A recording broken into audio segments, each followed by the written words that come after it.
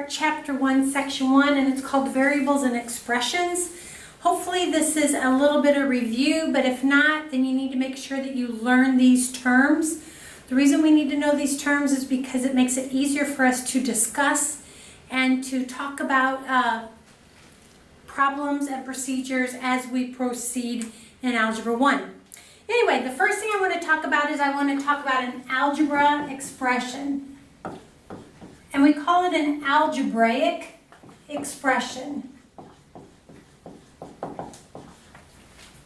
An expression is a statement.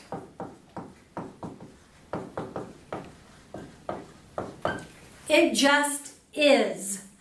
And the reason it is an algebraic expression is because it will have an unknown in there, and we call the unknown a variable.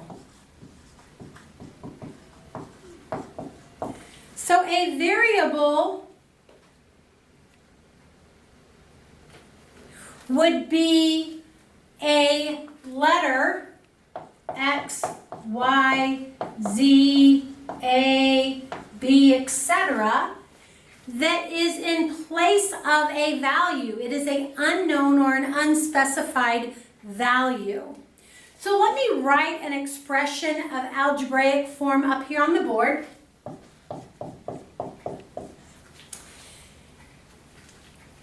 It is a statement because there is no value, and it's an algebraic statement because of this variable right here. This algebraic expression happens to have two terms. Terms are separated by an addition and a subtraction sign. That is a good thing to remember. And so in this particular algebraic expression, my terms are 4x and my second term is 7. Out of these two terms, there is only one of them that represents a product. And the one that represents a product is 4x. Because 4x is really 4 times a value x. So since that is a product, whenever you multiply two things together, the two things that you multiply together are called factors. So the factors of 4x are 4 and x. So up until now, we have algebraic expression, which is a statement. What sets this statement apart from other statements is that it is algebraic, so that means it has a variable. The variable represents an unknown or an unspecified value. And in the algebraic expression, terms are separated by addition and subtraction signs.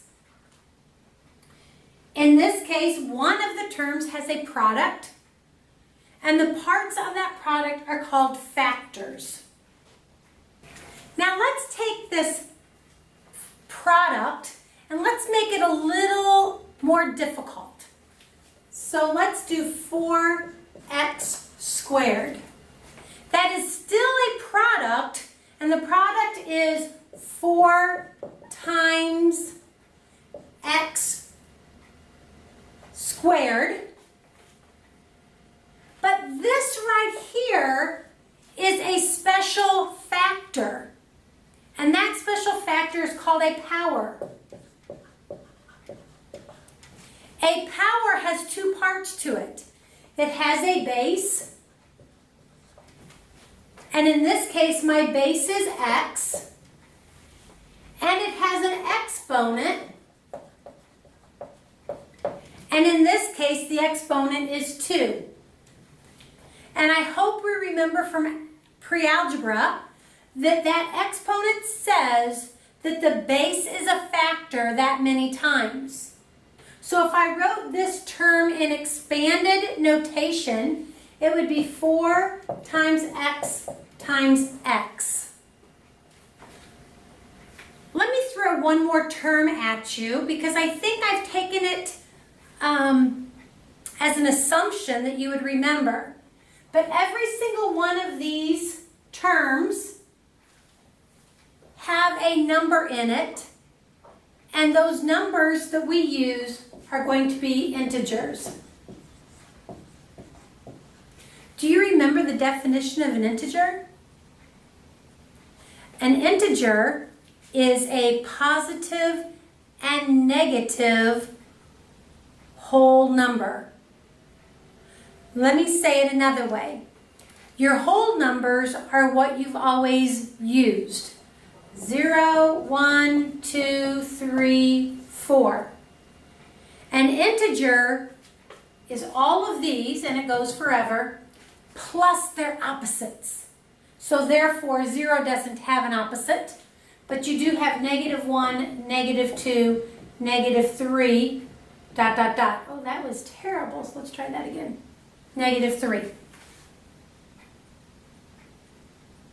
Well, we need to be able to take these algebraic expressions and we need to write them in words, and we have to be able to take words and write them as an algebraic expression. So let's do a few examples up here on the board, and then I'll see you tomorrow in class. All right, example number 1.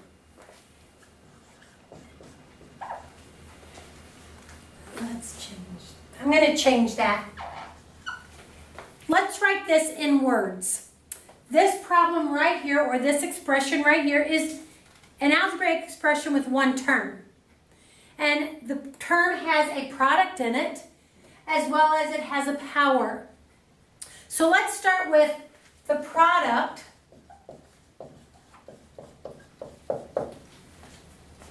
of, and what are the two terms? The one term is 8, and the other term is x raised to the third.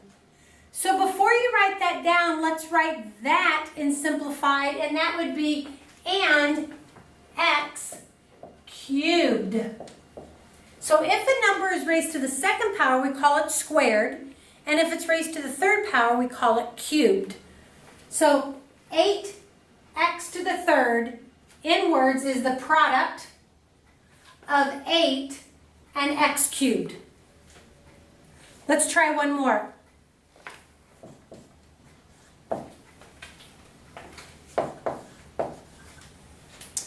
This algebraic expression has two terms. And the reason I know there's two terms is because there is a subtraction sign in between two different values. And remember, we said that terms are separated by addition and subtraction signs. So let's do term for term, but what is this? This is the difference. That's the fancy word for subtraction. So we want the difference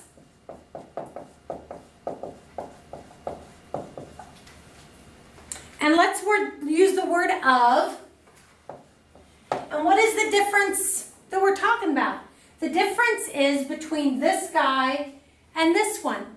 So this one is a power, but we're going to say the difference of y to the exponent is 5th power, and this right here is another product, and this would be 16 times y. So 16 times y. So let's read it back. The difference, that's my subtraction sign, of y to the 5th, that's this term right here, and 16 times y, that would be this term right here. Now let's go backwards, and now let's give it to you in words, and let's figure out if we can write it using numerical values and variables. All right, here we go. First example going the other direction.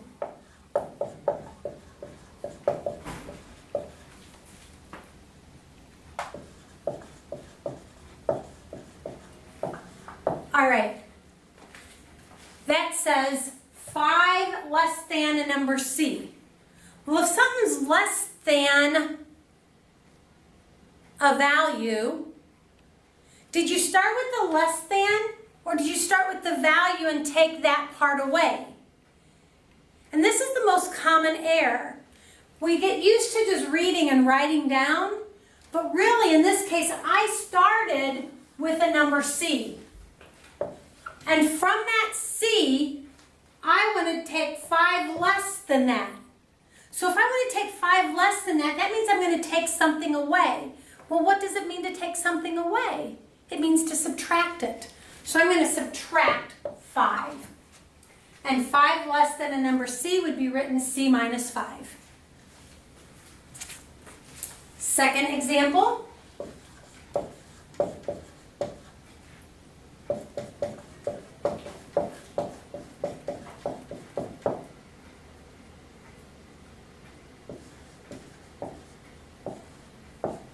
All right. This says 9 plus the product 2 and D. So I have 2 parts to this one. I have the product of 2 and D, and I have 9. So right there, that tells me my algebraic expression is going to have 2 terms. And what am I going to do to them? I'm going to plus them. What does it mean to plus them? It means to add them. So I'm going to add 9 with the product of 2 and D, and the product of that means that this and this are both factors, so it's going to be 2D. Now, can I put those 2 together? Absolutely not. Can you tell me why? Because one of them has a variable and one of them does not. Therefore, I cannot combine them. Let's do third and final problem.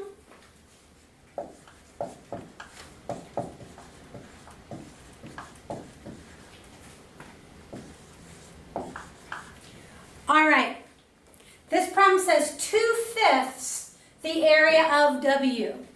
So what did I start with? Did I start with 2/5 or did I start with the area of W? Well, I hope I started with the area of W. Well, if I wrote area of W this way, that meant I have one area, which is called 1W. But they don't want 1 of it, they want 2/5 of it.